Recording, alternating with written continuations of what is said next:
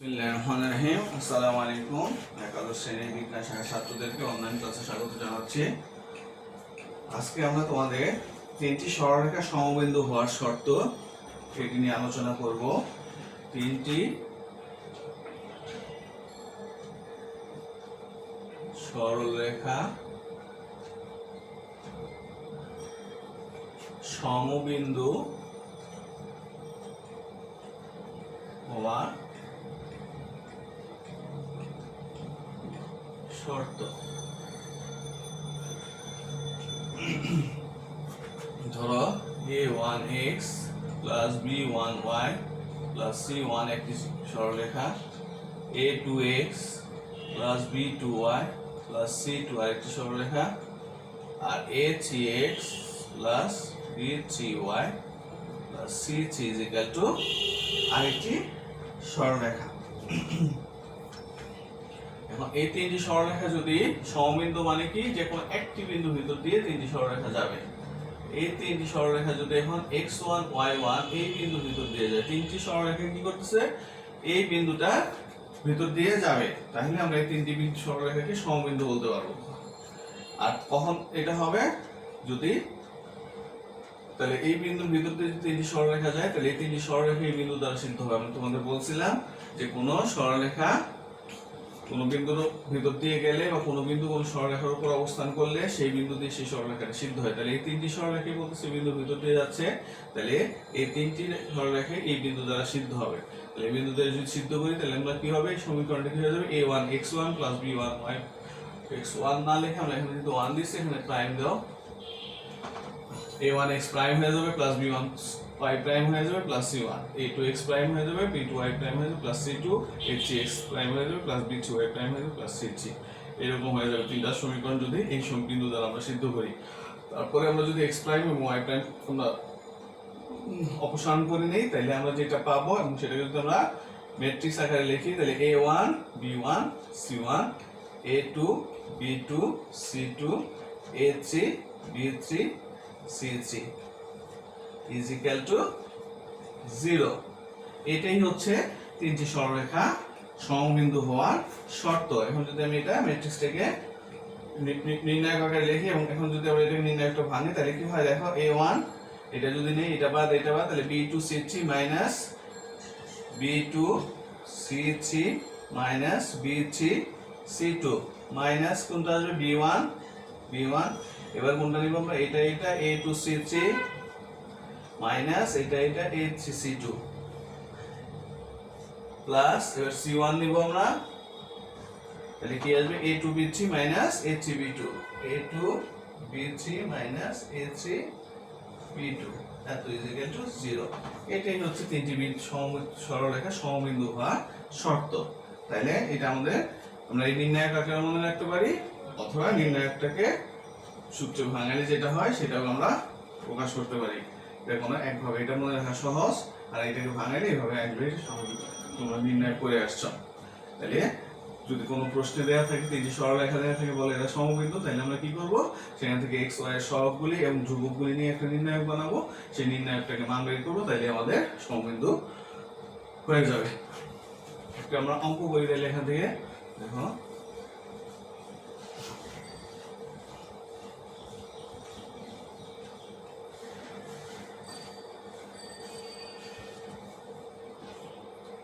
আমাদের বই থেকে একটি অঙ্ক করি, x minus 3y plus 2 is equal to 0। এক নাম্বার ইকুয়েশন দেয়া আছে x minus 2y plus 3 equal to 0।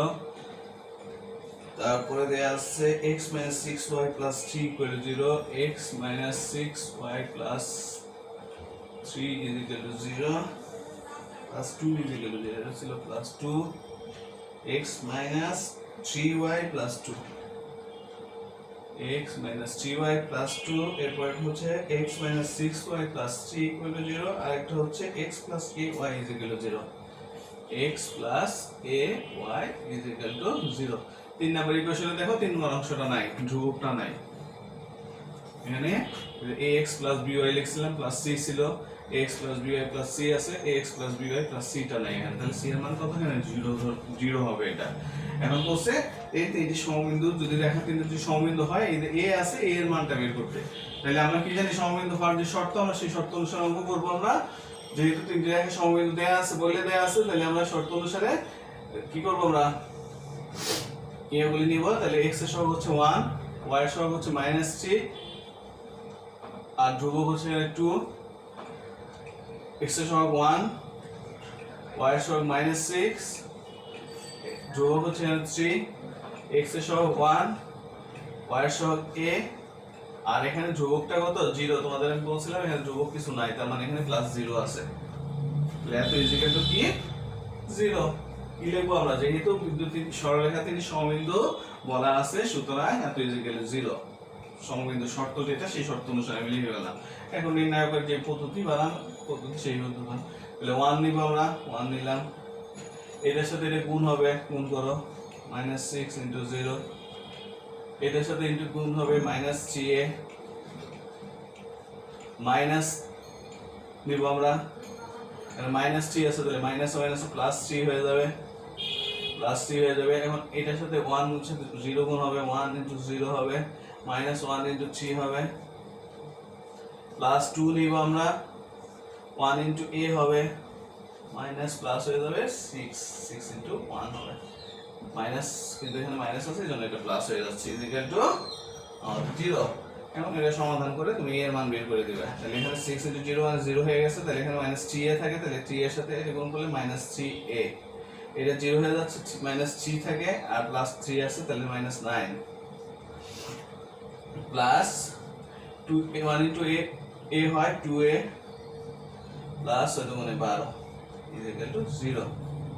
তাহলে এখানে আসছে -3a আর 2a মানে হচ্ছে -a, এখানে আছে -9 আর এখানে আছে 12, তাহলে -3। তাহলে আমরা সাইড চেঞ্জ করলে a ইকুয়াল টু আসছে আমাদের 3 আসছে, উত্তর হয়েছে a ইকুয়াল টু 3। সুতরাং আমরা কি লিখব, সরলরেখা তিনটি সমবিন্দু হলে a এর মান হচ্ছে 3, তাহলে উত্তর হচ্ছে 3। আশা করি বুঝতে পারছো যে তিনটি সরলরেখা যদি সমবিন্দু হয়, তাহলে আমরা এই শর্ত প্রয়োগ করে যেটা করতে বলবো আমরা সেটা করে ফেলবো। এখানে এর মান বের করতে বলছি, আমরা এর মান বের করছি। তাহলে সমবিন্দু ঘটনা গেল, আমরা এখন পরবর্তী অংশে যাই।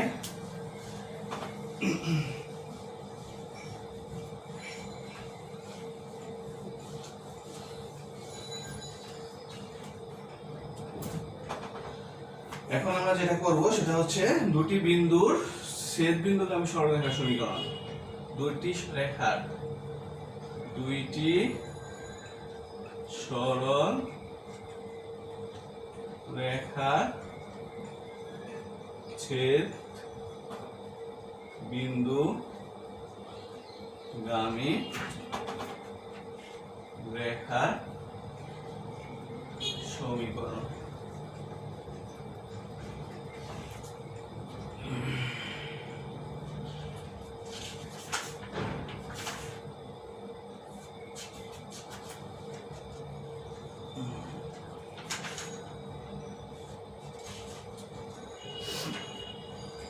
দেখো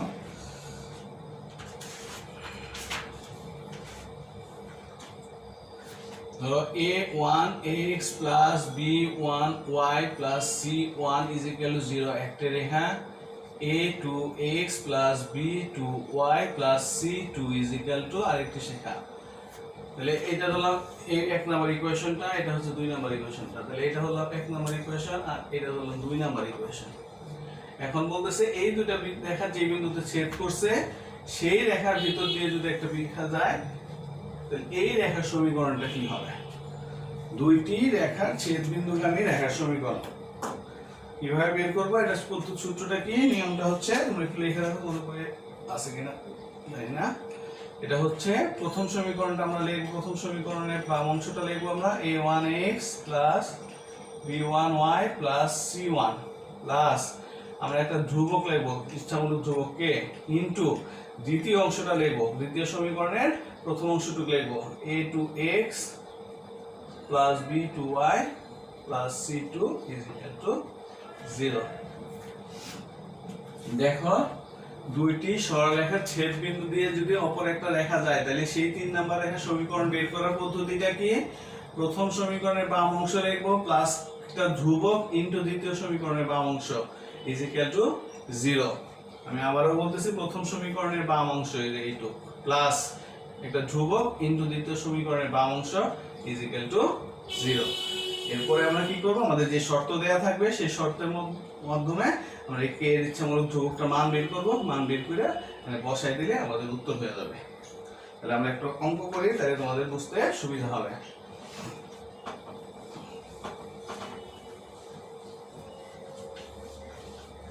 আমি এই সূত্রটা উপরে লিখে রাখি, তাহলে সূত্রটা হচ্ছে a1x + b1y + c1 + k * a2x মানে দ্বিতীয় সমীকরণের প্রথম অংশ b2y + c2 is equal to 0।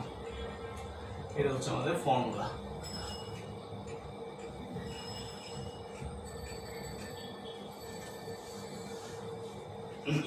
এখন দেখো একটা অঙ্ক করি আমরা তোমাদের পরের অনুশীলন থেকে। মূল বিন্দু এবং 2x - 3y + 4 প্রবলেমটাকে একটু খেয়াল করো। মূল বিন্দু এবং 2x - 3y + 4 2x - 3y + 4 is equal to 0 O x + y - 3 O x + y - 3 equal to 0 রেখা ছেদ বিন্দু গামী রেখার সমীকরণ নির্ণয় করো। কার সমীকরণ নির্ণয় করতে গেছে বলো? একটা দেখা যাচ্ছে এই 2x - 3y + 4 = 0 এবং x + y - 3 = 0 এই রেখা দুটো ছেদ বিন্দু দিয়ে যাচ্ছে এবং মূল বিন্দু দিয়ে যাচ্ছে। এই দুটো রেখার ছেদ বিন্দু দিয়ে যাচ্ছে এবং মূল বিন্দু দিয়ে যাচ্ছে, সেই রকম সরলরেখার সমীকরণ নির্ণয় করতে বলছে। তাহলে আমরা সলিউশন যদি করি, আমরা সূত্র আমাদের উপরে লেখা আছে, আমরা সেই সূত্র মতো করব। কি লিখব আমরা? 2x - 3y + 4 = 0 এবং x + y - 3 = 0 রেখার ছেদ বিন্দু গামী রেখার সমীকরণ ধরে কি ধরবো আমরা? কি বলছিলাম আমরা সূত্রটা? এই অংশ 2x - 3y + 4 প্লাস কে ইনটু একটা ইচ্ছামূলক ধ্রুবক দ্বিতীয় সমীকরণের প্রথম অংশ -3 = 0, যেখানে কে একটি ধ্রুবক, কে একটি ইচ্ছামূলক ধ্রুবক।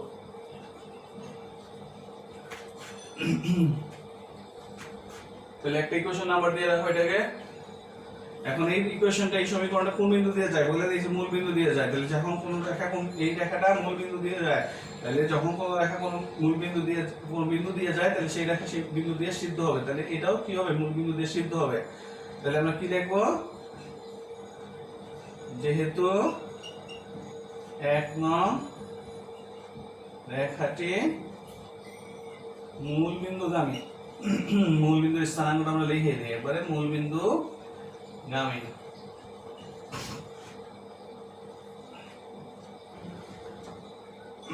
বা মূল বিন্দু দিয়ে যায়,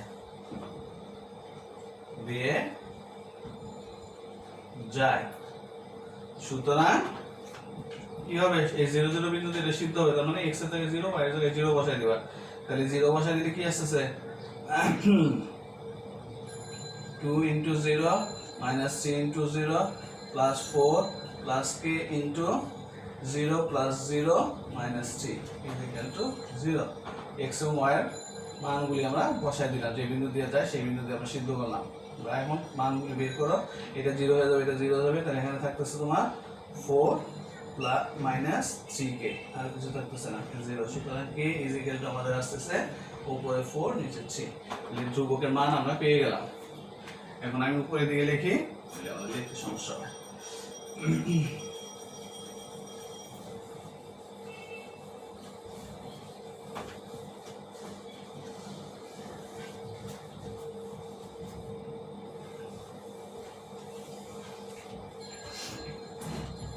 তাহলে কে এর মান পাইলাম কত আমরা 4/3। এখন কে এর মান আমরা কোথায় বসাই দেব? 1 নম্বর সমীকরণে বসাই দেব। কে এর মান 1 নং সমীকরণে বসাই। তাহলে বসাইলে কি আসছে দেখো, 1 নম্বর সমীকরণ কি আছে? 2x - 3y + 4 ইনটু কে, কে এর জায়গায় কত লিখব আমরা? 4/3 * x + y - 3 = 0। এর সমাধান করে তুমি সমীকরণটা বের করো। 3 × 6, 2 লসাগু করি, 6x - 9y + 3 × 4 = 12। আর এটা 4 দিয়ে যদি ভিতরে গুণ করে দেই তাহলে 4x + 4y - 12। যেভাবে পারো নিজেদের মতো করবা, আমার মতো করতে কোনো কথা নাই।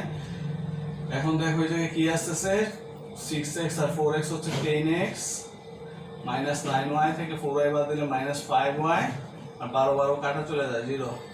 তাহলে এখান থেকে আমরা লিখতে পারি 2x - y = 0। এটাই হচ্ছে নির্ণয় সমীকরণ।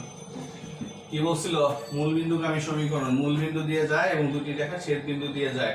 তাহলে ওই রকম রেখা সমীকরণ বের করতে বলছে। তাহলে আমরা দুইটা রেখা ছেদ বিন্দু দিয়ে গমনকারী রেখা সমীকরণ কি সেটা ধরে নিছি সূত্র মতে, এবং সেটা মূলবিন্দু দিয়ে যায়, মূলবিন্দু দিয়ে সিদ্ধ করছি, কে ধ্রুবকটার মান পাইছি, মানটা বসাই দিলে উত্তর পাইছি। তাহলে এখানে আমরা y 2x - y = 0। আমরা দেখো তোমাদের মনে আছে কিনা, মূলবিন্দু জানি যে কোনো সরলরেখা সমীকরণ কি y = mx, y = mx মূলবিন্দুগামী সরলরেখা সমীকরণ। দেখো তো এটা y = 2x লিখতে পারি না? তাহলে এটা মূলবিন্দুগামী সরলরেখা সমীকরণ হয়েছে, আমাদের উত্তর কারেক্ট।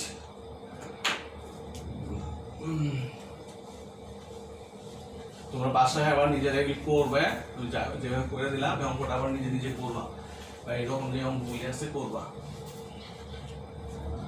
আরেকটা অঙ্ক করে ক্লাসটা শেষ করে দেখি আরেকটা অঙ্ক করা যায় কিনা আজকে। x অক্ষে সমান্তরাল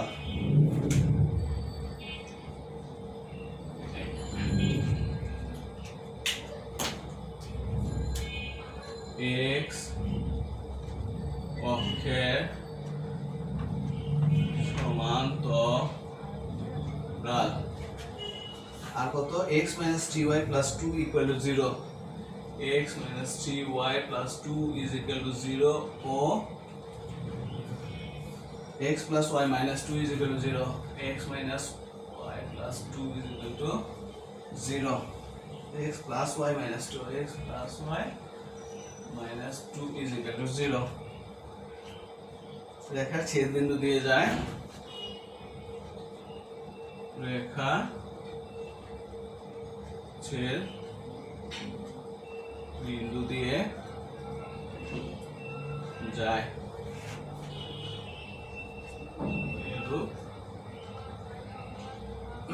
রেখা সমীকরণ নির্ণয় করো।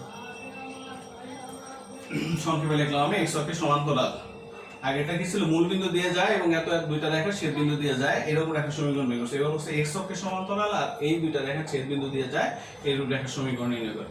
তাহলে একই ভাবে সলিউশন কি লিখবা? ধরে নিলে ধরি x - 3y + 2 = 0 এবং x + y - 2 = 0 রেখার ছেদ বিন্দু গামী রেখার সমীকরণ কি হবে? x - 3y + 2 + k * x + y - 2 = 0। এক নম্বর ইকুয়েশন। আগেরটার মতো তোমাদের মনে আছে, প্রথম সমীকরণের প্রথম অংশ প্লাস k ইনটু একটা ধ্রুবক ইনটু দ্বিতীয় সমীকরণের প্রথম অংশ ইকুয়াল টু 0। এখন এটাকে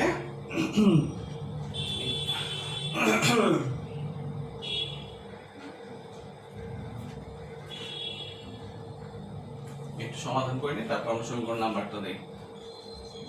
x - 3y + 2 + kx plus ky minus 2k equal to 0। দেখো তাহলে x আর x এখানে আছে, যদি আমি x নেই তাহলে 1 প্লাস k মাইনাস এখানে কি আছে, আমরা মাইনাস y নিলে আসবে কত, 3 প্লাস k আসবে, মাইনাস y নিলে তবে 3 মাইনাস k আসবে। এই যে এটা থেকে যদি y common minus y common নেই তাহলে 3 মাইনাস k আসবে। আর এখানে 2 আছে প্লাস যদি আমরা 2 কমন নেই তাহলে কত আসে, 1 মাইনাস k ইকুয়াল টু 0। এইভাবে রাখো ইকুয়েশনটা। কেন রাখলাম, কারণ এখানে একটা শর্ত দেয়া আছে x অক্ষের সমান্তরাল। তাহলে x অক্ষের সমান্তরাল রেখা, যেহেতু x অক্ষের সমান্তরাল অতএব এখানে কি হবে, আমরা জানি x অক্ষের সমান্তরাল রেখার সমীকরণ হচ্ছে y b। তাহলে x অক্ষের সমান্তরাল রেখার সমীকরণের ক্ষেত্রে কি হবে, x এর যে সহগটা আছে সেটার মান 0 হবে। যেহেতু x অক্ষের সমান্তরাল রেখাটি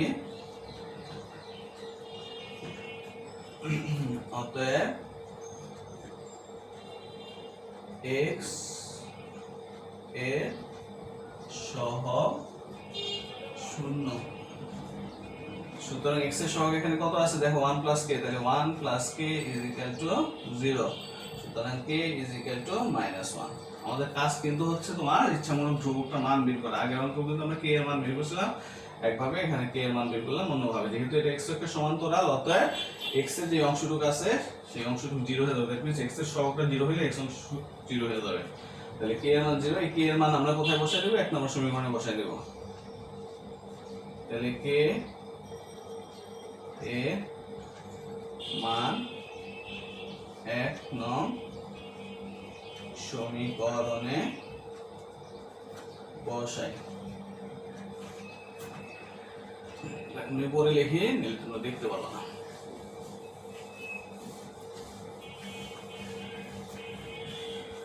তাহলে k এর মান যদি আমরা 1 নম্বর সমীকরণে বসাই, k এর মান আসছে কত, -1। তাহলে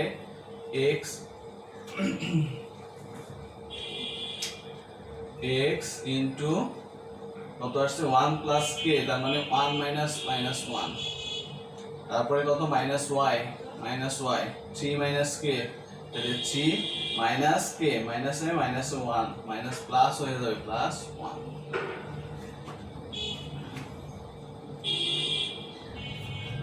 তারপরে কত আসতেছে এখানে, +2 into 1 minus +1 is equal to 0।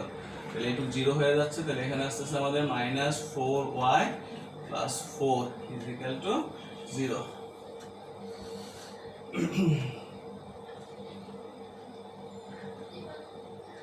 তাহলে আমরা যদি এটা সাইড চেঞ্জ করে লিখি তাহলে আমরা এটা লিখতে পারি 4y ইজ ইকুয়াল টু,